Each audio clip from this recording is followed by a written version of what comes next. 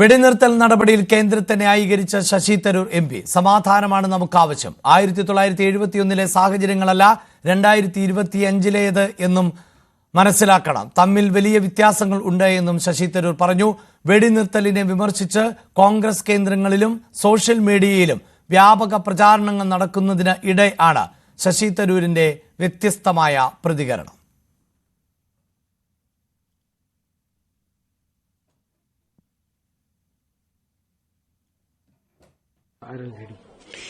See, the fact is that, to my mind, we had reached a stage where the escalation was needlessly getting out of control. Peace is necessary for us. The truth is that the circumstances of 1971 are not the circumstances of 2025. There are differences.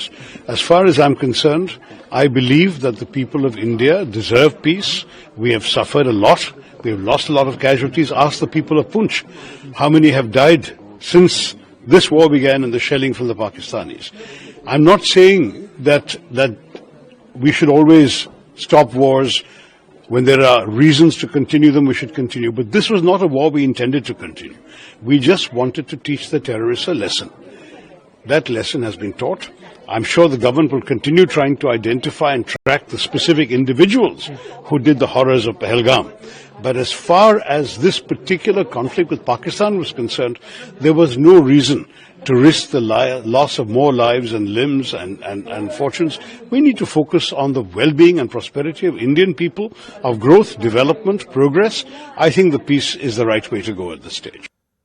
വാർത്തയുടെ വിശദാംശങ്ങളുമായി MG Mithun ആണ് ചേരുന്നത്. മിഥുൻ, ഒരു Congress MP എന്നതിനപ്പുറത്ത് Sasi Tharoor ഐക്യരാഷ്ട്രസഭയിലെ വർഷങ്ങളോളമുള്ള experience ഉള്ള ആൾ കൂടിയാണ്.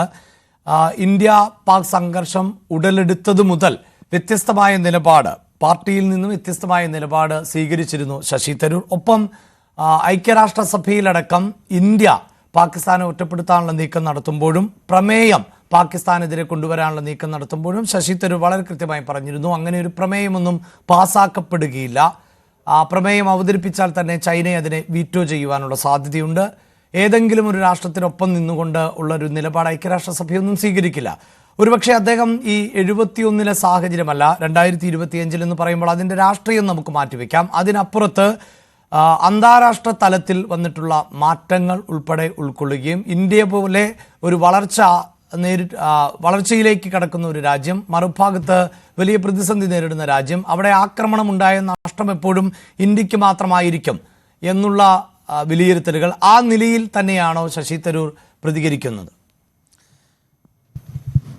അഭിലാഷ്, തീർച്ചയായും. അതായത് അതിൽ ഏറ്റവും പ്രധാനപ്പെട്ട ഒരു കാര്യമെന്ന് പറയുന്നത് ഈ വെടിനിർത്തൽ കരാർ നിലവിൽ വന്നതിന് പിന്നാലെ വലിയ രീതിയിൽ വ്യാപകമായിട്ടുള്ള വിമർശനങ്ങൾ ഇത്തരത്തിൽ കേന്ദ്ര സർക്കാരിന്റെ നടപടിയെ ചോദ്യം ചെയ്യുന്നുകൊണ്ട് രംഗത്ത് വരുന്ന ഒരു കാഴ്ച നമുക്ക് കാണാൻ സാധിച്ചു. അത് പ്രത്യേകിച്ച് കോൺഗ്രസിന്റെ ഒരു ഔദ്യോഗിക നടപടി എന്ന് പറയാൻ സാധിക്കില്ല, അല്ലെങ്കിൽ ഔദ്യോഗിക തീരുമാനമായി അതിനെ കണക്കാക്കാൻ സാധിക്കില്ല. ചില കോൺഗ്രസ് നേതാക്കൾ തങ്ങളുടെ സോഷ്യൽ മീഡിയ ഹാൻഡിലുകൾ ഉപയോഗിച്ചുകൊണ്ട് ഈ തീരുമാനത്തിനെതിരെ രംഗത്ത് വരുന്ന കാഴ്ച കാണാൻ സാധിച്ചു. അതായത് 1971 അന്ന് ഇന്ദിരാഗാന്ധി സ്വീകരിച്ച നടപടിയെ ചൂണ്ടിക്കാണിച്ചുകൊണ്ട് അത് മുൻനിർത്തിക്കൊണ്ടാണ് ഇപ്പോഴത്തെ നടപടിയെ അവർ വിമർശിച്ച് രംഗത്ത് വരികയും ചെയ്തിരിക്കുന്നത്. കാരണം കോൺഗ്രസ് നേതാക്കൾക്ക് പുറമെ മറ്റ്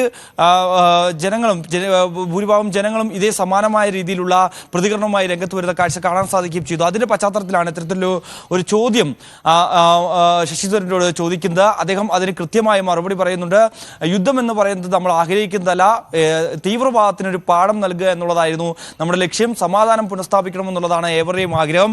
ഇന്ത്യയിലെ ജനങ്ങൾ അത് തന്നെയാണ് ആഗ്രഹിച്ചിട്ടുള്ളത്. കാരണം പൂഞ്ചിലടക്കം നിരവധി പേർക്ക് ജീവഹാനി സംഭവിച്ചത് നമ്മൾ കണ്ടതാണ്. അത്തരത്തിലൊരു ദുരിതപൂർവമായിട്ടുള്ള ഒരു സാഹചര്യം ഇനി ഉണ്ടാകാൻ പാടില്ല എന്നുള്ളത് തന്നെയാണ്. പക്ഷേ യുദ്ധം വേണ്ട രീതിയിൽ വേണമെങ്കിൽ ആ രീതിയിൽ തന്നെ മുന്നോട്ട് പോവുകയും വേണം. അതിനുവേണ്ടിയുള്ള തക്കതായിട്ടുള്ള നടപടികൾ കേന്ദ്ര സർക്കാരിന്റെ ഭാഗത്തുനിന്ന് ഉണ്ടാകുമെന്ന് തന്നെ താൻ പ്രതീക്ഷിക്കുന്നു എന്നും കൂടി അദ്ദേഹം പറഞ്ഞു വെക്കുകയും ചെയ്യുന്നു. അതിലൊരു കാര്യം പ്രധാനമായും പറയുന്നത്, മുൻകാലങ്ങളിലും സമാനമായ രീതിയിലുള്ള പരാമർശങ്ങൾ പരാമർശങ്ങൾ കോൺഗ്രസിനെ വെട്ടിലാക്കിയിട്ടുണ്ടായിരുന്നു.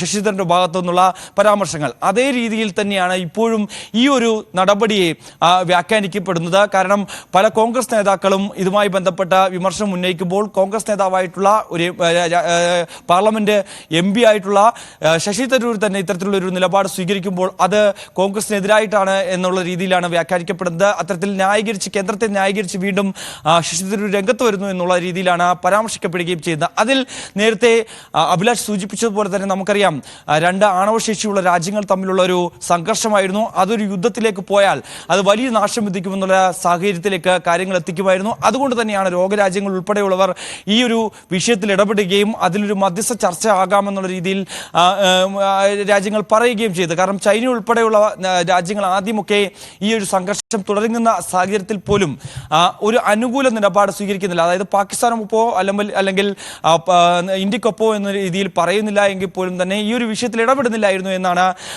ചൈന ആദ്യം പറഞ്ഞത്. അതേ രീതിയിൽ തന്നെയായിരുന്നു US-ന്റെ ഒരു നിലപാടും. കാരണം തങ്ങളുടെ കാര്യമല്ല, തങ്ങളെ ബാധിക്കുന്ന ഒരു വിഷയമല്ല ഇത്. അതുകൊണ്ട് തന്നെ ഈ ഒരു വിഷയത്തിൽ തങ്ങൾ ഇടപെടുന്നില്ല. ഒരു തരത്തിലും നയതന്ത്ര തരത്തിലും ഒരു ഇടപെടൽ തങ്ങളുടെ ഭാഗത്തുനിന്നും ഉണ്ടാകില്ല എന്ന് US-ഉം നിലപാട് പ്രഖ്യാപിച്ചതാണ്. പക്ഷേ പിന്നീടാണ് കാര്യങ്ങൾ മറിയുന്നത്.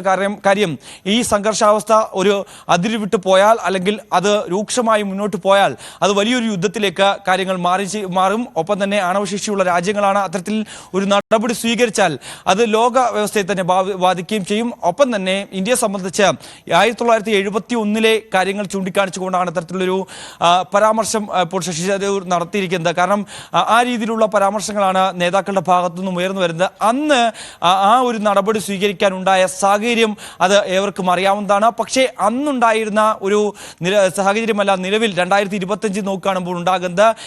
അന്നത്തെക്കാൾ വലിയ രീതിയിൽ ഇന്ത്യ വളർന്നു കഴിഞ്ഞിരിക്കുന്നു. എക്കോണമിയിലായാലും വലിയ രീതിയിൽ നമ്മളുടെ പ്രതിരോധ സംവിധാനങ്ങൾ സംബന്ധിച്ചായാലും ഒക്കെ തന്നെ വലിയ രീതിയിൽ നമ്മൾ മുന്നേക്കം പോയിട്ടുണ്ട്. 4ാം സ്ഥാനത്തേക്ക് എത്താൻ സാധിക്കുകയും ചെയ്തിട്ടുണ്ട്. അത്തരത്തിലുള്ളൊരു രാജ്യമായി ഇന്ത്യ മാറുമ്പോൾ നിലവിലെ സാഹചര്യത്തിൽ ഒരു യുദ്ധം എന്ന രീതിയിലേക്ക് മുന്നോട്ട് പോകാൻ സാധിക്കില്ല. അതിൽ സൈനിക നടപടി എന്ന രീതിയിൽ മാത്രമേ ഇന്ത്യക്കെതിരെ ഉൾക്കൊള്ളാൻ സാധിക്കുകയും ചെയ്യൂ. ഒപ്പം തന്നെ ഇത്തരത്തിൽ ഒരു വിട്ടുവീഴ്ച അല്ലെങ്കിൽ വിട്ടുവീഴ്ചയെന്ന് പറയാൻ സാധിക്കില്ല എങ്കിൽ പോലും തന്നെ പാകിസ്ഥാൻ ചെയ്യുന്ന രീതിയിൽ അതേ നാണയത്തിൽ തന്നെ അതേ രീതിയിൽ നമുക്ക് തിരിച്ചടിക്കാൻ സാധിക്കില്ല എന്നുള്ളൊരു സാഹചര്യമുണ്ട്. അതുകൊണ്ട് തന്നെയാണ് കൃത്യമായി വിദേശ രാജ്യങ്ങളെയൊക്കെ തന്നെ നിലവിലെ സാഹചര്യം ബോധ്യപ്പെടുത്തിക്കൊണ്ട് തന്നെയാണ് ഇന്ത്യ മുന്നോട്ട് പോവുകയും ചെയ്തത്. നമുക്കറിയാം, ഈ പഹൽഗാം ആക്രമണം ഉണ്ടായതിനു ശേഷം 15 ദിവസങ്ങൾക്ക് ശേഷമാണ് 15 ദിവസം എടുത്തതിന് ശേഷമാണ് അതിലൊരു തിരിച്ചടി ഇന്ത്യ നൽകുന്നത്. അതും അവിടുത്തെ തീവ്രവാദ കേന്ദ്രങ്ങൾ ലക്ഷ്യമിട്ട് മാത്രമായിരുന്നു നമ്മൾ തിരിച്ചടി നൽകിയത്. ആ 9 ഇടങ്ങൾ കേന്ദ്രീകരിച്ച് ആക്രമണം നടത്തുന്നു.